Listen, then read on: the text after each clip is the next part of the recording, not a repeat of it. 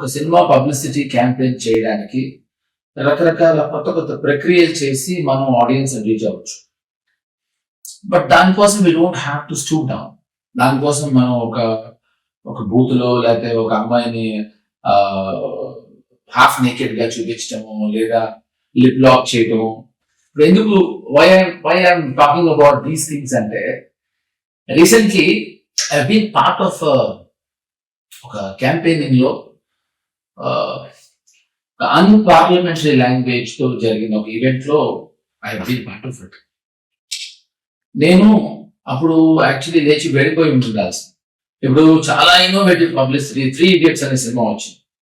ఆ సినిమాకి సౌరవ్ గంగూలీ మన ఇండియన్ కెప్టెన్ పోలీసులు కంప్లైంట్ ఇచ్చాడు. ఎందుకంటే రోజు ఒకడు వచ్చి బాగా ముష్టివాళ్ళు గడ్డం పెట్టుకుని రోజు సౌరవ్ గంగూలీ ఇంటిని చూస్తూ కూర్చుని ఏదో ఇలా బైనాక్యులర్స్ దగ్గర చూస్తున్నాడు.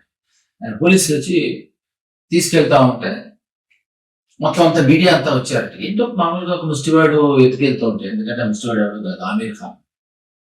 సో ఒక 4 రోజులు అతను గెటప్ వేసుకుని అతని అటెన్షన్ గ్యాదర్ చేసి గార్నర్ చేసి, సో ఇదో ఇన్నోవేటివ్ పబ్లిసిటీ.